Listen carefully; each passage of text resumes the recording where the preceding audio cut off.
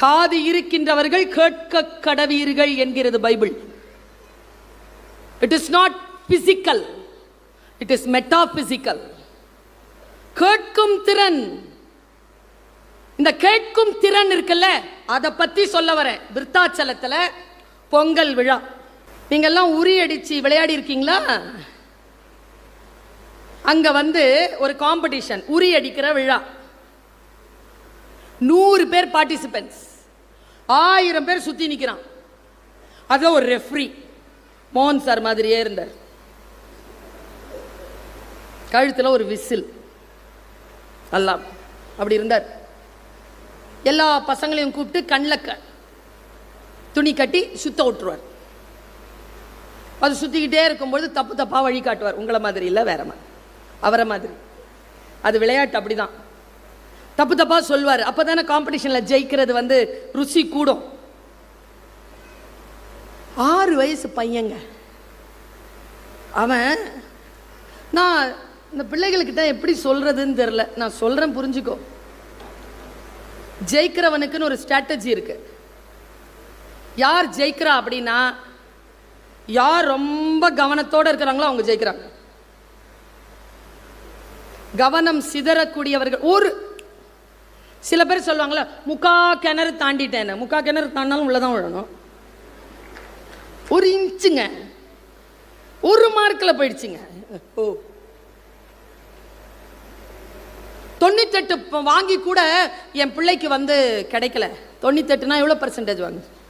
97.8, 97.8, 0.1, 0.2, 0.3ன்னா 1000 இருக்கு. Competition, high competition. High காம்படிஷனான இந்த சூழல்ல ஒருத்தன் எப்படி ஜெயிக்கிறது? அந்த குழந்தை எனக்கு சிறகு கொடுத்துச்சிங்க. 6 வயசு குழந்தைங்க ஜெயிச்சுட்டு வந்துட்டான். ஜெயிச்சுட்டு பக்கத்தில் உட்காந்துட்டு இருக்கான். நான் அப்படி பார்த்தேன். கத்தினா கத்தி மாதிரி இருந்தாங்க, வில்லிலிருந்து புறப்படுற அம்பி மாதிரி இருந்தாங்க. இப்படி பார்க்கும்போது கண்ணு எனக்கு தெரிஞ்சு சொல்றேன், ஒபாமா இருந்தார்ல முதல்ல பாஸ்ட் பிரசிடென்ட், அப்படி இருந்துங்க கண்ணு. அவனுக்கு ஷார்ப்பா அப்படி பார்த்தான். என்ன பேரு உனக்குன்னு கேட்டேன். அவன் பேரு சொன்னான், சூப்பர் பேரு, ராஜராஜன். ஃபுல் பேரு சொல்லுப்பான, ராஜராஜ சோழன். ஹே, உனக்கு பையன் பிறந்தா என்ன பேர் வைப்பேன்னு கேட்டேன். சொன்னாம் பாருங்க பதில், அது என் தாத்தாவுக்கு நான் ஏற்கனவே வச்சிட்டேன். என்னடா பேரு? ராஜேந்திர சோழன். பையன் கிட்ட ஏதோ விஷயம் இருக்கு, அடங்க மாட்டேங்கிறாங்க. உங்களுக்கு தெரியுமா, குழந்தைகள் அடங்காம இருந்தால், அடங்காமல் இருக்கக்கூடிய அந்த காற்றுக்கு வேலி போடாமல் மிக கவனமாக அந்த காற்றை செலுத்தக்கூடிய பேராற்றல் படைத்த அரசியல் தலைவர்களும் சமூக ஊடகவியலாளர்களும் படைப்பாளர்களும் ஆசிரியர்களும் பெற்றோர்களும் தேவைப்படுகிறார்கள். அந்த கட்டற்று ஓடுகின்ற காற்று போல் உட்கார்ந்து அந்த குழந்தை கிட்ட கேட்ட, எப்படிடா ஜெயிச்ச சொல்றியா? தற்செயலா நிகழ்ந்த மாதிரி இல்லடா, பிளான் பண்ணி தான் ஜெயிச்சிருக்க. நல்லா தெரிஞ்சுக்கோங்க, யாரும் தற்செயலாக ஜெயிப்பது இல்லை. அவங்க ஜெயிக்கிறதுக்கு பின்னால ஒரு ஸ்ட்ராட்டஜி இருக்கு, ஒரு முயற்சி இருக்கு. அந்த முயற்சியில் வேண்டுமானாலும் நீங்கள் விமர்சனம் வைத்துக் கொள்ளுங்கள். அவளுக்கு என்ன, இன்னொரு விஷயம் சொல்லி கொடுத்துட்டு போயிடுறேன். யாராவது உங்களை பார்த்து உனக்கு என்னப்பா அப்படின்னு கேட்டா, அன்னியோட அவன் ஃப்ரெண்ட்ஷிப்பை கட் பண்ணிடுங்க. எப்படி சொல்லுவாங்க, உனக்கு என்ன, உனக்கு என்னப்பா போயான்ட்டு போயிடுங்க. கனெக்ஷனே வச்சிருக்காது. பயமா இருக்குங்க எனக்கு அந்த மாதிரியான ஆட்களை பார்க்க. சில பேர் சொல்லுவாங்க தெரியுமா, ஊருக்கே சாப்பாடு போடுறீங்க, உங்களுக்கு சாப்பாடு போடுறதுக்கு நாங்கள் யாரு? அப்போ எனக்கு பசிக்காதா? எப்போ பார்த்தாலும் ஊருக்கே சாப்பாடு போட்டு இருக்கவா? நானே செத்து, நானே எழுந்து, நானே எழுது, நானே படுத்துக்கவா? முடியாதுல்ல. எவ்வளவுதான் பெரிய மனிதர்களாக இருந்தாலும், பேரன்பு செலுத்தக்கூடியவர்களாக இருந்தாலும், அவர்கள் மீது அன்பு செலுத்துவதற்கான ஆட்களை அந்த ஆன்மா தேடிக்கொண்டுதான் இருக்கிறது என்பது எப்பொழுது நமக்கு புரியும்? இந்த குழந்தைகிட்ட நான் பேசினேன், எப்படி தங்கம் ஜெயிச்ச? அவன் சொன்னாங்க, அந்த மழலை மொழியில் சொன்னதை நான் உங்களுக்கு சொல்லுகிறேன், முடிந்தால் குழந்தைகளே புரிந்து கொள்ளுங்கள். சில பேர் இருக்கிறாங்க, என் பிள்ளை எல்லாத்துலேயும் ஃபர்ஸ்ட், என் வீட்டில் ஃபெயிலாக பொண்ணும் ஒன்று இருக்கும். Never consider your children's progress report as your visiting card. புரிந்தவர்கள் கைத்தட்டினார்கள். உங்கள் குழந்தைகளின் பெருமைகள் ஒருபோதும் உங்களுடைய விசிட்டிங் கார்டு கிடையாது. சொல்றேன் பாருங்க, அந்த குழந்தை ஜெயிச்ச வித்தையே எனக்கு சொன்னான்.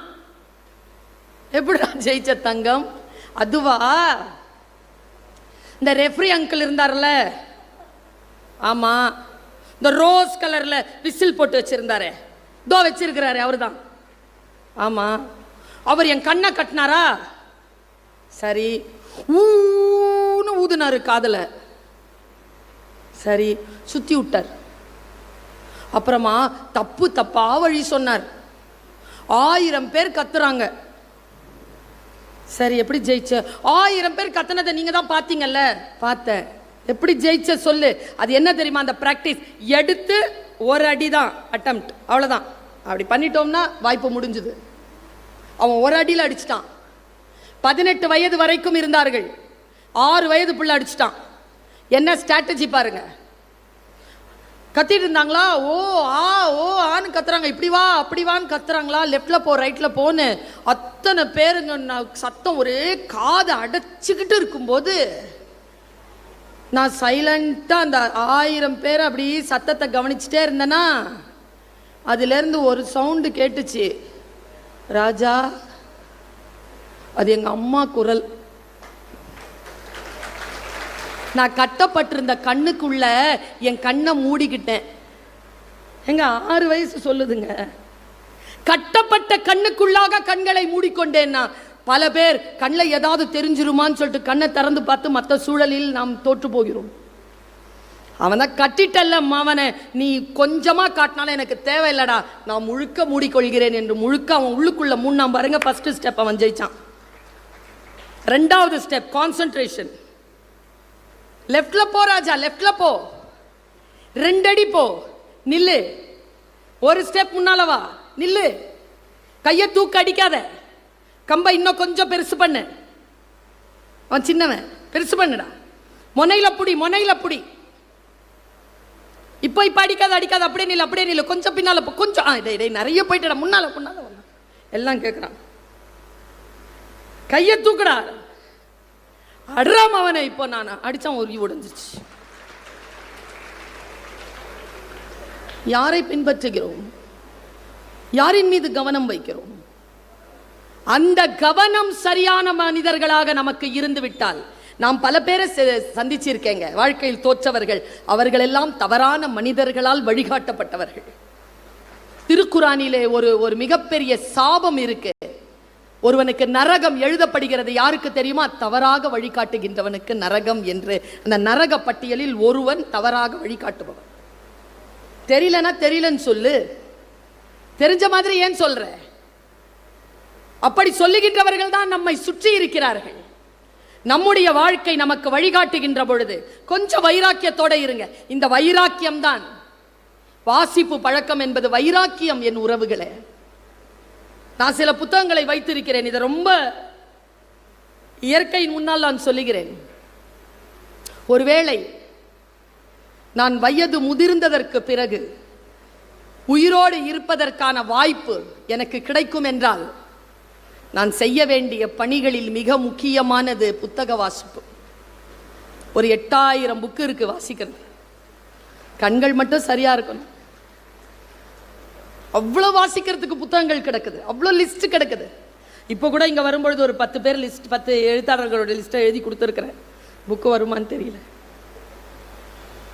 நூலகர் மட்டும் சிரிக்கிறார். அந்த சிரிப்பில் வரும் என்கின்ற நம்பிக்கை எனக்கு பளிச்சிடுகிறது. இந்த உலகத்திலேயே மிக உயர்ந்தவர்கள் யார் தெரியுமா? நீ இன்னும் படிக்காத புத்தகத்தை உனக்கு பரிசளிப்பவர்கள் தான். வாழ்க்கை நமக்கு சில வித்தியாசமான உணர்வுகளை ஒன்றும் இல்லைங்க. நான் டெய்லி தினசரி படிக்காமல் என் வீட்டு வாசலை நான் தாண்டுவதில்லை. தினத்தந்தி படிச்சிருவேன், மற்றதெல்லாம் காலேஜில் போய் படிப்பேன். வீட்டில் தினத்தந்தி ஹிந்து ரெண்டுத்தையும் படிக்காமல் வாசலை தாண்ட மாட்டேன். இந்த வாசிப்பு என்ன செய்கிறது? எனக்கு முதல்ல வாசிக்கும் பழக்கம் இருந்தாலே என் பையன் என்கிட்ட சொல்லுவான், அம்மா வீட்டெல்லாம் ஃபுல்லாக புக்கு இருக்குது, சூப்பராக பேசுகிறீங்க, ஆனால் நீங்கள் படிக்கிறத ஒருபோதும் நான் பார்த்ததே இல்லையே மாமா. அது எப்படி படித்ததை நீ பார்த்ததில்லை? ஏனென்றால் நான் ஒரு புத்தகத்தை வைத்துக்கொண்டே அலைய மாட்டேன், சீக்கிரம் படித்து முடித்து விடுவேன். எடுத்தனா படித்தேனா அவ்வளோதான். எடுத்து படிப்பதற்கான அந்த பயிற்சி, கண்களால் அப்படியே வாசித்து கொண்டே போவதற்கான பயிற்சி ஒரு வைராக்கியத்தை தரும். அம்பிகா என்கின்ற ஒரு பெண்ணை சொல்கிறேன் நான். அந்த பெண் 10வது வகுப்பு படித்து ஒரு கான்ஸ்டேபிளுக்கு மனைவியா வந்துட்டாங்க மும்பையில். அவங்களுக்கு ரொம்ப பிடிச்சதுங்க. அந்த கணவனுக்கு அயன் பண்ணி கொடுக்குற அந்த யூனிஃபார்ம் பார்த்துக்கிட்டே இருந்திருக்கு அந்த அம்மா. சும்மா படிக்க ஆரம்பிக்கிறதுக்கு பர்மிஷன் கேட்டிருக்கேன், நான் படிக்கவான்னு. வீட்டில் இருந்தபடியே படிச்சிருக்குங்க. 10 வருஷங்க. 10 வருஷம் படித்து எக்ஸாமினேஷன்லாம் எழுதி டிஎஸ்பி ஆயிடுச்சிங்க. ஃபஸ்ட்டு போஸ்டிங் எங்கே தெரியுமா? வீட்டுக்காரரு கான்ஸ்டபிளாக இருக்கிற அந்த போலீஸ் ஸ்டேஷனில். கதவு திறந்து ஃபஸ்ட்டு சல்யூட் அடித்தது அவங்க வீட்டுக்காரர் தான். நான் யாரை பாராட்டுவது? கணவனை பாராட்டுவதா, அந்த அம்பிகாவை பாராட்டுவதா? 2 பேருமே பாராட்டிற்குரியவர்கள்.